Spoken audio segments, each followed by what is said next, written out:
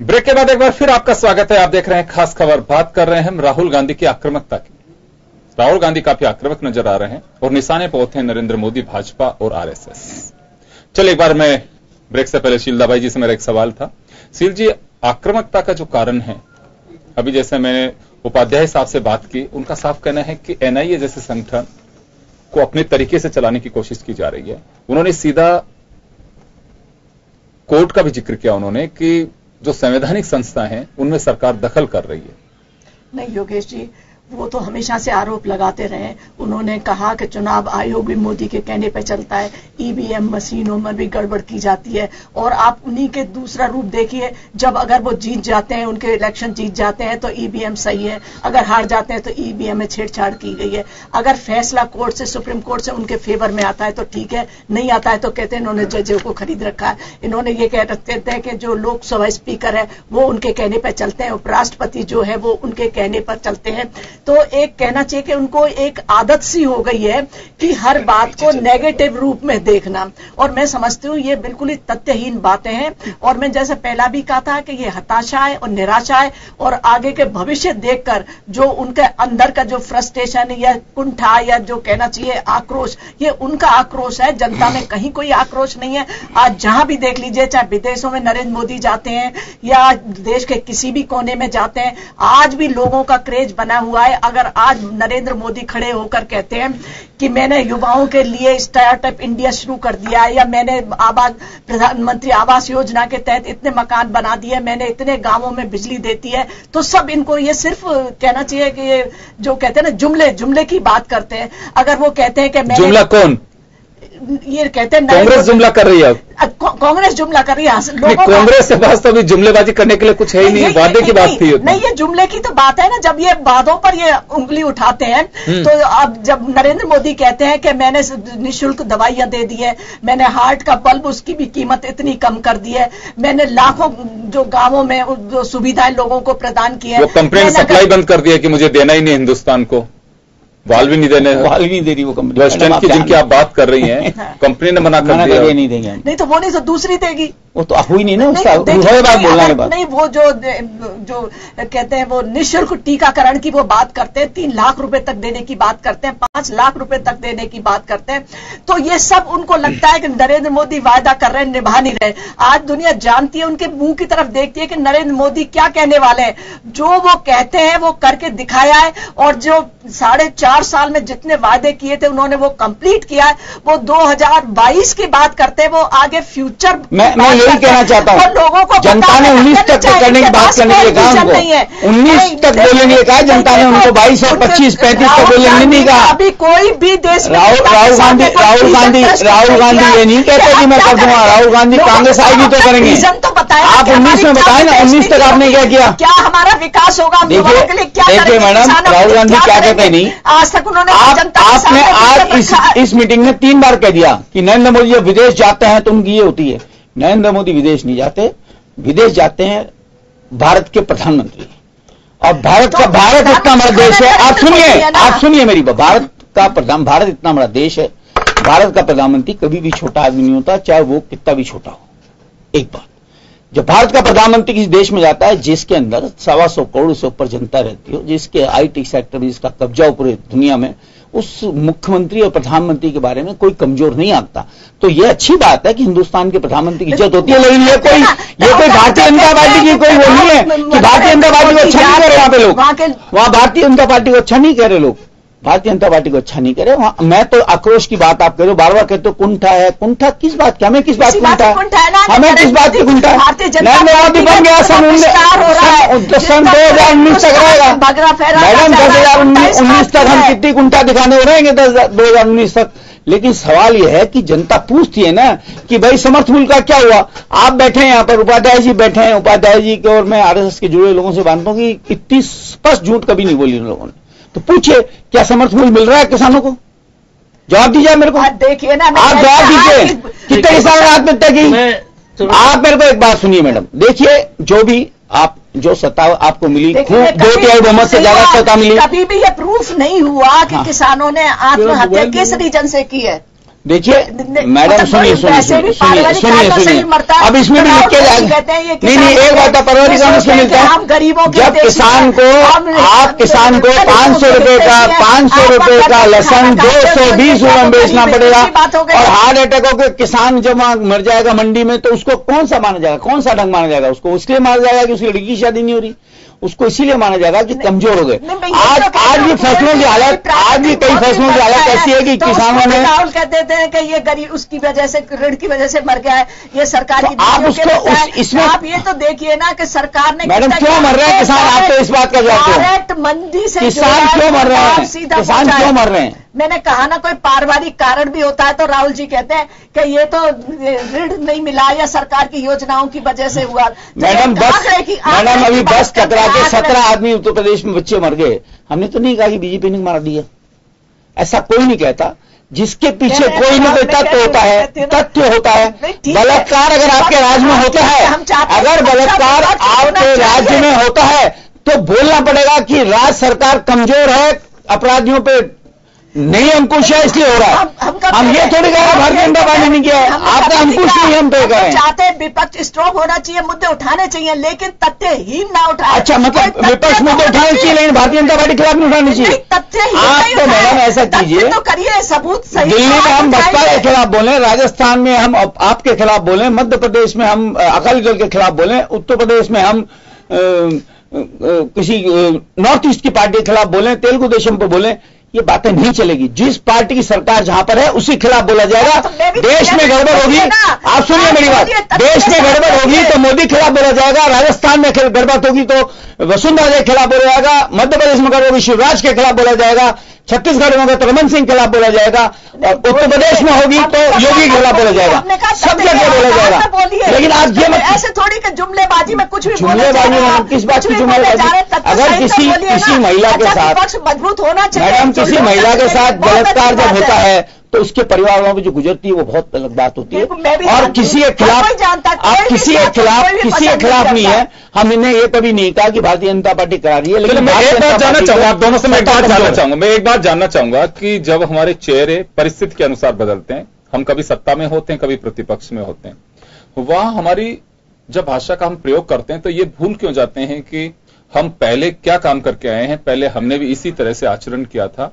अगर आज हमें खराब लगता है तो मुझे लगता है कि ये परंपराएं बंद होनी चाहिए, फैक्ट्स के आधार पे चर्चा होनी चाहिए, मुझे ऐसा महसूस होता है। और जब हम सत्ता पक्ष में आते हैं तो प्रतिपक्ष के हमले जुमले नजर आते हैं। तो ये सब चीजें शील जी, मुझे लगता है कि जब हम प्रतिपक्ष में होते हैं तो सोच विचारना चाहिए कि हम भी कल जब सत्ता की कुर्सी में बैठेंगे तो हमें सहन शक्ति ईश्वर प्रदान करे कि हम इन हमलों को सहन कर सकें।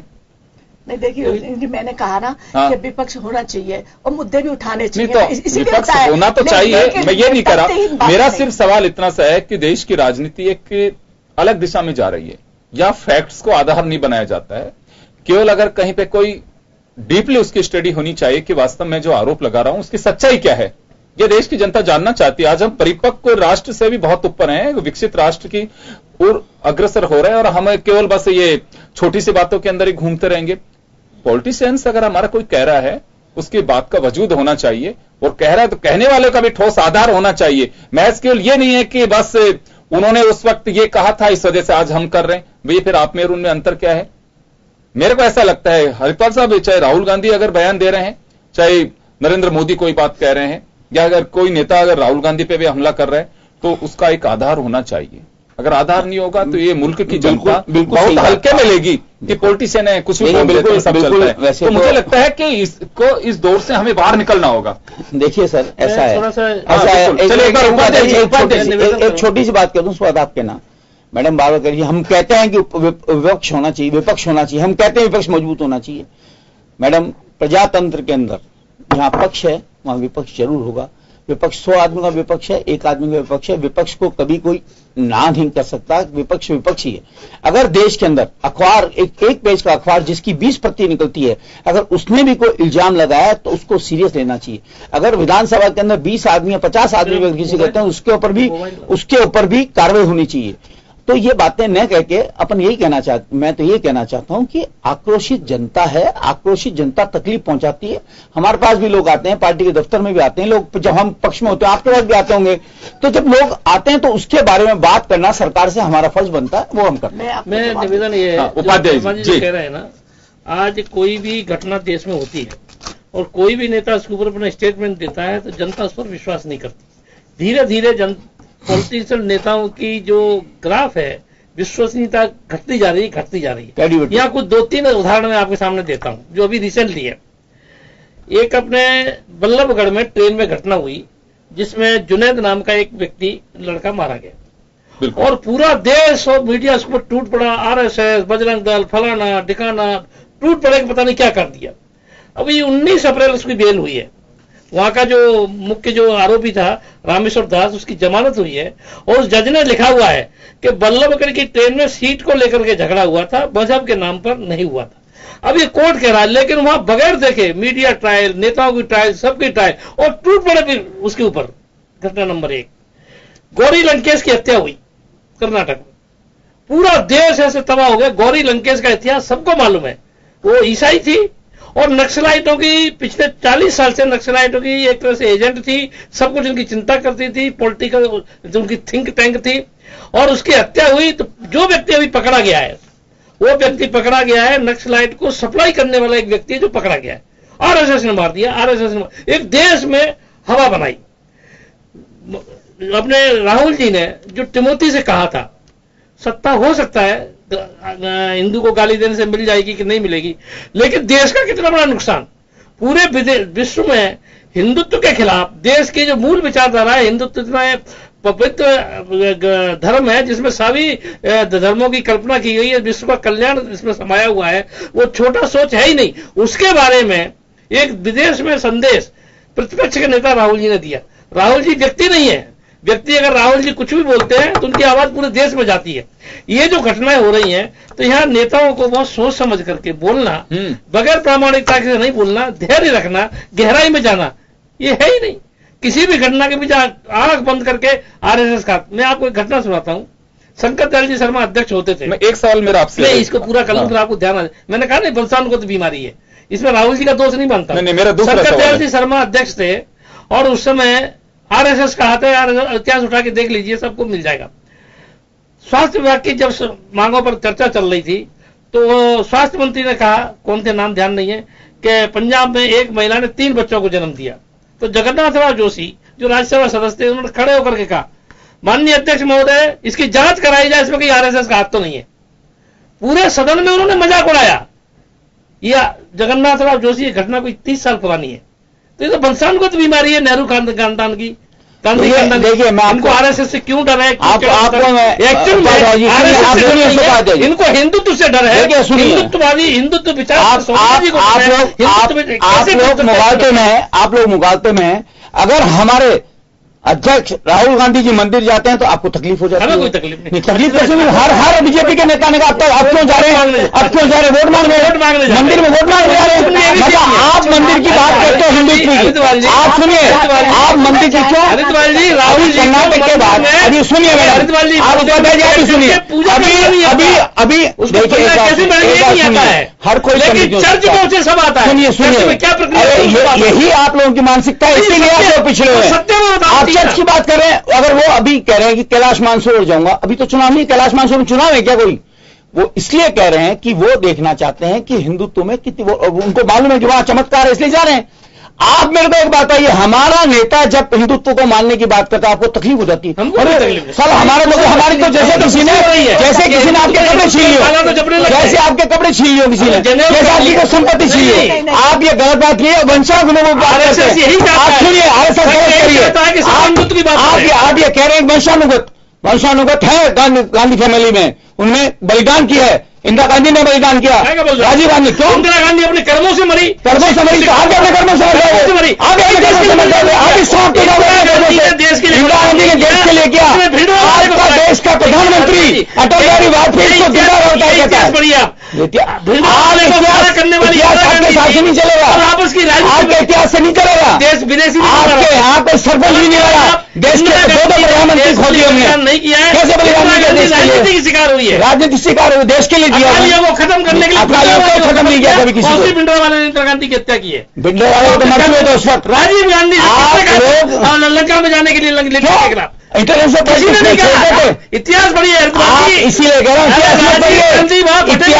इतिहास आरएसएस का इतिहास नहीं है, इतिहास लिखते हैं आप। आरएसएस की बात नहीं बुलाया, आप लोग बता ही नहीं करते। श्रीलंका में कैसे बुलाया? आपको ये पढ़ लीजिए इतिहास। राजीव गांधी पता नहीं किसकी योजना से वहां गए थे, किसकी योजना से बुलाया ना किसने बुलाया। देखिए सुनिए, आप सुनिए मेरी बात, ये बलिदान जब कर देना आरएसएस के द्वारा नहीं, जब बात करना कि इनका क्या है, उनकी हत्या हुई इंदिरा जी की, मैं बहुत सम्मान करता हूँ, बहुत गलत हुआ, लेकिन देश के लिए उन्होंने बलिदान दे दिया, पीढ़ी को झेली है आप। अगर खालिस्तान बन जाता है देश के लिए बलिदान कर दिया तो उनके नाती पोतों को भी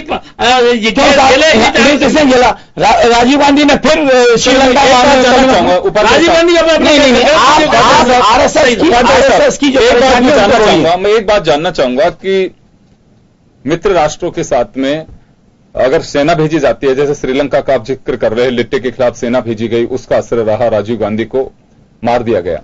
मैं वही कह रहा हूं, श्रीलंका में सेना सरकार ने नहीं मांगी थी, आरएसएस थोड़ी नहीं मांगी। ये राजीव गांधी किस छोरी से गए आप पता करिए, बगैर किसी योजना के, उसकी सूचना है। मैं ये नहीं कह रहा हूं, वो सरकार का अपना डिसीजन था, वो किस पॉलिसी के तहत उन्होंने। और मैं कह रहा हूँ श्रीलंका में मरा भी था, मैं ये जाना चाहिए था क्या वहां पे? क्यों पंचायत अभी भी शांति सेना के नाम पे अफगानिस्तान या दूसरी जगह अभी भी सीरिया में, मालदीव के अंदर नरेंद्र मोदी साहब ने दखल की कोशिश की थी, चाइना ने अपने युद्ध पोत वहां खड़े कर दिए। बिल्कुल आपकी बात बिल्कुल सही है। तो जब सरकार में बैठे होते हैं तो नीति बाहर बैठे लोग नहीं बनाते हैं, वह किस तरह का प्रेशर होता है, क्या होता है, हम उसको बाद में अगर एक पॉलिसी मैटर बनाकर मेरी जितनी जानकारी है, जितना मैंने पढ़ा है, उसमें राजीव गांधी का श्रीलंका में सेना भेजने का निर्णय गलत था। आरएसएस का सोचना है, कई लोग कहते थे आरएसएस का सोचना है नुकसान था। आप ये बताइए उस समय और किसकी सेना गई थी? मित्र राष्ट्र आप बार बार कह रहे हैं ना, तो श्रीलंका में भारत सरकार के अलावा और किसकी सेना थी? एक आपने अभी जिक्र किया, किसकी सरकार? माना नहीं गया था, आपने कहा किसकी बात है? भारत से सेना नहीं। जब चाइना की सरकार पहुंच गई, मोदी साहब ने तो वापस बैक कर दिया। आपने कहा श्रीलंका की बात करिए, आपने कहा अभी कि श्रीलंका ने हिंदुस्तान से कोई सहयोग नहीं मांगा था लिट्टे के खिलाफ। क्या सहयोग मांगा? बिल्कुल मांगा। नहीं सहयोग क्या मांगा? मैं जो कह रहा हूँ ना, मेरी बात आर्मी के नाम पे भेजा भी गया। आपकी बात बिल्कुल सही है। मैं ये अथॉरिटी नहीं कह रहा हूँ, मुझे जहां तक जो मैंने उस समय अध्ययन किया है, पढ़ा है, श्रीलंका की सरकार ने जो भी सहयोग मांगा था उसमें सेना भेजने की आवश्यकता नहीं थी। मान्य उपाध्याय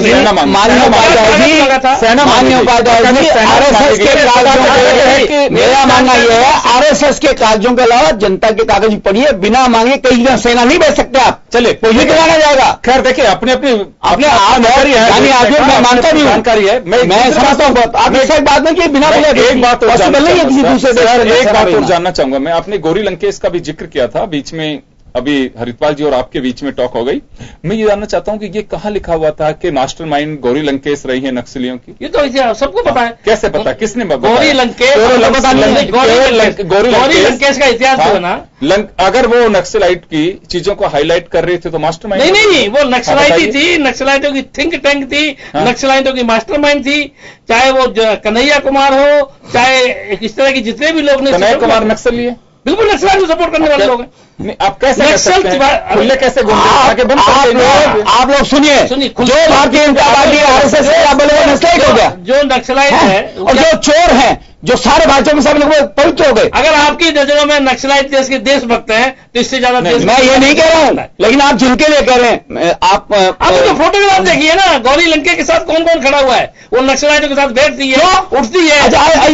आपने फोटो देखिए तो नीरव मोदी जो भाग गया, उसकी नरेंद्र मोदी वो राहुल के साथ तो हटे, तो उसका मतलब फिर वो भी करते। मैं के साथ है। तो उसके ये फोटो तो जीवन में किसी स्पीच, गौरी लंकेश के व्याख्यान, गौरी लंकेश स्टेटमेंट सब आपके हिंदुस्तान के होम मिनिस्टर बोलने के बाद श्रीमान जी, और पेपर वो तो हिंदुस्तान का होम मिनिस्टर की वो हमेशा एक हमारे यहाँ पे एक आचार विचार, उसकी हत्या हुई, गलत हुई, नहीं होनी चाहिए, हमेशा रहेगी। लेकिन मेरा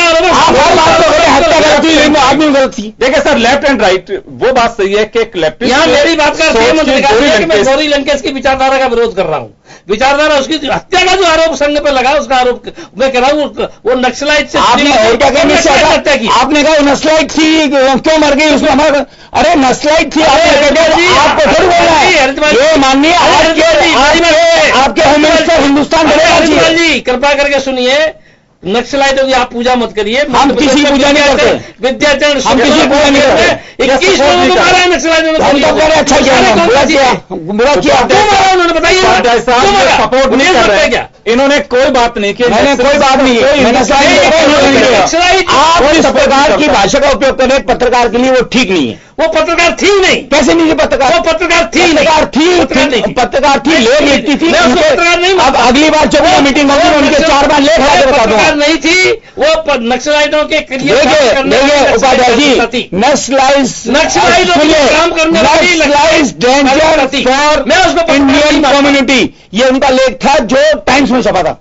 मैं उसको पत्रकार नहीं मानता, वो नक्सलाइटों के काम करने वाली। इसीलिए कह रहे हैं, इसीलिए कह रहे हैं आरएसएस के एक विचारधारा में जुड़े हुए लोग। लेकिन उसका आरोप संघ पर लगाया वो गलत था। उसको हत्या करने वाले उन्हीं के ग्रुप का लोग निकला जो आपसी पैसों के लिए झगड़ा हुआ था। मेरा ये कहना है। खैर चले, ये तो हमारे यहाँ एक बहुत बड़ी बीमारी है कि बिना किसी फैक्ट्स के कोई किसी पे भी आरोप लगाता रहता है। मुझे लगता है कि जरूरत इस बात को भी रोकने की है कि आप बिना आधार आरोप नहीं है। नजीब का आरोप लगा, जेएनयू से फरार हो गया विद्यार्थी, वो आईएसआई में दिखा फोटो में, अब आया अखबार में जो जांच एजेंसी का नजीब वहां आईएसआई में बैठा हुआ है, आज तक नहीं मिला है। वो आरोप किस पे लगाया? आरएसएस के ऊपर।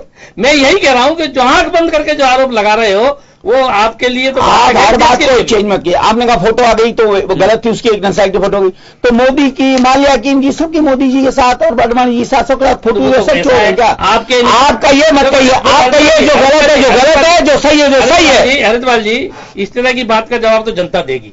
किसके साथ किसका फोटो नीरव मोदी का राहुल जी के साथ लोगों को पसंद आता है कि नेहरू फैक्ट है उनके साथ आपके साथ बात कर रहा हूं। ये फैक्ट आप कहीं छिपा के नहीं ले सकते। आप किसी कागज पर वो चीज लिखे हम फैक्ट नहीं हो सकती। आपने इंदिरा गांधी देश के लिए 19 अप्रैल की इंदिरा गांधी का कोई जमीन का झगड़ा था भिंडरावाला से या उनसे, वो देश का दो देश बनाना चाहते हैं। आपने कहा वो देश के लिए नहीं मरी, और क्या कहा गलत राजनीतिक पार्टियों के कारण से मरी है वो। कोई राजनीति को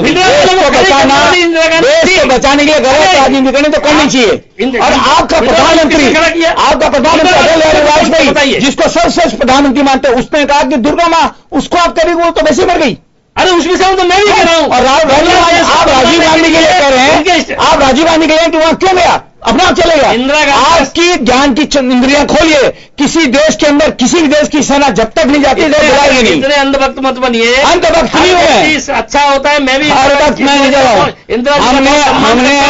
लेकिन इंदिरा गांधी की हर बात सही है। आप लोग अपमान करके सम्मान की बात करते हैं, नहीं है। हम किसी आप कहते हो देशभक्ति देश के लिए नहीं, हिंदुत्व नहीं।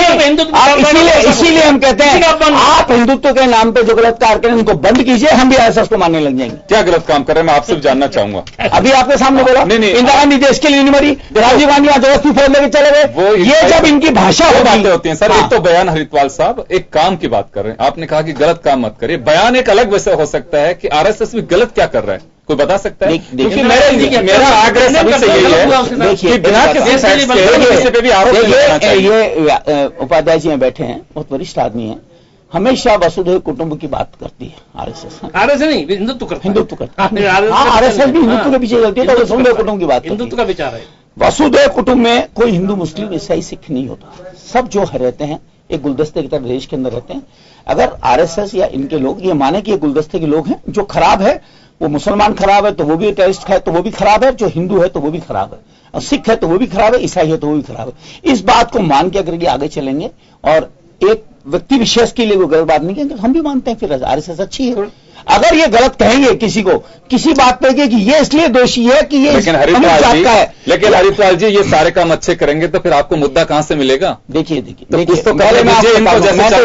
मैं तो इनको पैदाइश ये कह रहा हूं कि आप लोग कठपुतली बना के सरकार न चलाएं, खुद आम सामने आए, आप अपने सर प्रमुख को कर प्रधान, आप सुनिए मैडम बीच में बोले, सुन तो जहां पहले बाद बोला ना, नहीं क्यों नहीं बोलती? आरएसएस आपका अध्यक्ष करो, उसका 20 दिन से रुका है। आरोप आपने जो लगाया उसका जवाब मुझे और देना है। आपने कहा कि सारी संस्थाओं पे कब्जा करता जा रहा है आरएसएस। नहीं कहा, नहीं आपने कोशिश करा राहुल गांधी उनका आरोप है। मैं क्षमा चाहता हूं, आपने नहीं कहा। राहुल जी का जो आरोप है संवैधानिक संस्थाओं पे कब्जा करता जा रहा है, ऐसा राहुल जी कह रहे हैं। मैं थोड़ा सा इतिहास में फिर पीछे जाऊंगा। 1973 में जस्टिस ए.एन. राय को सीजीआई बनाया गया और उसमें 3 जस्टिस थे, mister J.M.. Seller, mister KS. Hegde और ए.के. ग्रोवर, ए.एन. ग्रोवर। इन तीनों को सुपरसीड करके चीफ जस्टिस बनाया गया। इन तीनों ने वहां उस समय रिजाइन किया और इन्हीं ए.एन. रॉय ने 1976 में जो इमरजेंसी लगी थी उसको जस्टिफाइड किया। क्रमांक 1, जगमोहन सिन्हा ने जब अपना वो डिसीजन दिया है, उसके पहले उनको थ्रेट पहुंची जो उस समय काफी फेमस हुई थी कि उनकी आप अगली करवा चौथ आपकी पत्नी नहीं बना पाएगी, ऐसा थ्रेट उनके पास पहुंचा। जगमोहन जी ने कहा ईश्वर का सौभाग्य कि मेरी पत्नी 2 महीने पहले स्वर्गवासी हो गई है। 1976 में एच.एम. बेग, सुनिए आप, एच.एम. बेग समय हो चुका, आप अपनी बात को 30 सेकंड में आप कंक्लूड कर दीजिए। एच.एम. बेग को सीजीआई बनाया और इसी एच.एम. बेग को नेशनल हेराल्ड का डायरेक्टर बनाया। 1962 में बहरुल इस्लाम 3 बार राज्यसभा सदस्य, 2 बार लोकसभा का चुनाव लड़े, गुवाहाटी के चीफ जस्टिस बने और फिर सुप्रीम कोर्ट के जस्टिस। इतनी सारी संस्थाओं में बहरुल इस्लाम बने, एच.एम. बेग को पद्मभूषण दिया गया। संस्थाओं का दुरुपयोग तो कांग्रेस वर्षों से करती आ रही है और वो आरोप लगा रहे हैं हमारे ऊपर। ये इतिहास है, इतिहास पढ़ लीजिए आप। चलिए, आरोप प्रत्यारोप की कोई जड़ होनी चाहिए। मेरा ये मानना है कि आपके पास में कोई आधार हो तो आप जरूर आरोप लगाइए। हवा में अगर आरोप लगते हैं तो हमारे देश की राजनीति जिस प्रदूषण की बात दुनिया करती है कि ग्लोबलाइजेशन बहुत बड़ा उस पर असर हो रहा है प्रदूषण की वजह से, मुझे लगता है कि राजनीतिक इस प्रदूषण को भी साफ करना बहुत जरूरी है कि बिना किसी के फैक्ट्स में कोई कहीं पे भी लगा रहा, उन्होंने ऐसा कहा तो हमने भी ये कह दिया। मुझे लगता है कि ये बदलना चाहिए। अगर बदलेंगे कि स्वच्छ और स्वस्थ राजनीति हिंदुस्तान के एक मिसाल के रूप में आनी चाहिए और ये क्या जाना चाहिए। मुझे लगता है कि हम उस दौर पे आके खड़े हुए हैं, हर आदमी अपनी बात को जस्टिफाई करने की कोशिश करता है कि हमने जो कहा सही है, दूसरे वाला जो कह रहा है बिल्कुल गलत है। ये परंपराएं टूटनी चाहिए। नई पीढ़ी है, जोशीली पीढ़ी है, सोचते हैं, समझते हैं। और आज की जो पीढ़ी है, मैं कहूंगा बहुत स्मार्ट पीढ़ी है, बिजली की तरह सोचती है, उनकी विल पावर, सोचने की शक्ति बहुत आगे है। ऐसा नहीं हो कि कल हमारे युवाओं का विश्वास उठे, जो ताज देते हैं वो छीनते भी हैं। तो कोशिश की जानी चाहिए कोई राजनीतिक दल हो, हम फैक्ट्स के आधार पर बात कर सकें। चले, समय का अभाव है, मुद्दा काफी गंभीर और एक कहें कि राजनीति की एक स्वच्छ और स्वस्थ परंपरा कायम कर सके हम, उस ओर हमें लेकर के जाने की कोशिश की थी, लेकिन समय अभाव में हमें यहां रोकना पड़ेगा। आप सभी का बहुत बहुत शुक्रिया। खास खबरों में बस इतना ही, दीजिए इजाजत, नमस्कार। मैं आपको मेरे पास